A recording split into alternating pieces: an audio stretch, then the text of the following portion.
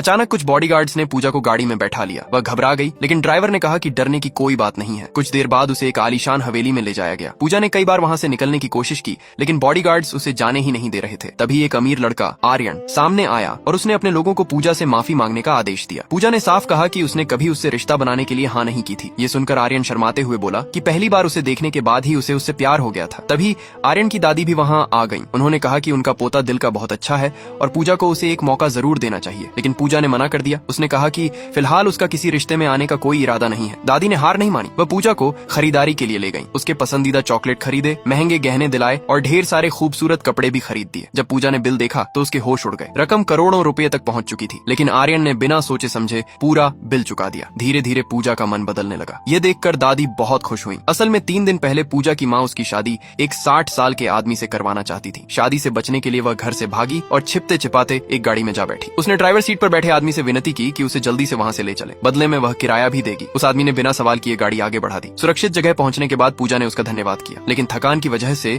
वह गाड़ी में ही सो गई। मंजिल पर पहुंचने के बाद जब वह उतरने लगी तो उसे याद आया कि उसने किराया दिया ही नहीं। वह वापस आई और खिड़की पर दस्तक दी। तभी उसने पहली बार उस आदमी का चेहरा ठीक से देखा। इतने हैंडसम लड़के को देखकर वह घबरा गई। उसने शर्माते हुए अपनी जेब के सारे पैसे उसे दे दिए और कहा कि फिलहाल उसके पास बस इतने ही हैं। फिर उसने अपने पास रखा नाश्ते का एक पैकेट भी उसके हाथ में थमा दिया। कुछ कदम चलने के बाद वह फिर लौटी और उसे 2 सिक्के वापस ले लिए। उसने समझाया कि उन पैसों से उसे अपनी सहेली के पास जाने के लिए बस का किराया देना है। उसकी मासूमियत देखकर लड़का मुस्कुरा दिया। बाद में पूजा अपनी सबसे अच्छी दोस्त से मिली। दोस्त ने उसकी नौकरी लगवा दी। नौकरी के पहले दिन पूजा बहुत घबराई हुई थी, लेकिन उसकी दोस्त उसे लगातार हिम्मत देती रही। उसी समय आर्यन अपने बॉडीगार्ड्स के साथ वहां पहुंचा, लेकिन पूजा उसे पहचान नहीं पाई और दोनों एक दूसरे के पास से गुजर गए। कुछ समय बाद दोनों की फिर मुलाकात हुई। आर्यन ने खुद अपना परिचय दिया। पूजा ने बस इतनी बात कही कि उस दिन मदद करने के लिए वह उसका धन्यवाद करना चाहती है। बाद में पूजा उसका इंतजार कर रही थी, लेकिन गलती से उसने जरूरत से ज्यादा शराब पी ली। नशे की हालत में वह भटकते भटकते आर्यन के कमरे तक पहुंच गई। उस रात दोनों एक दूसरे के बहुत करीब आ गए और यहीं से उनकी कहानी ने एक नया मोड़ ले लिया।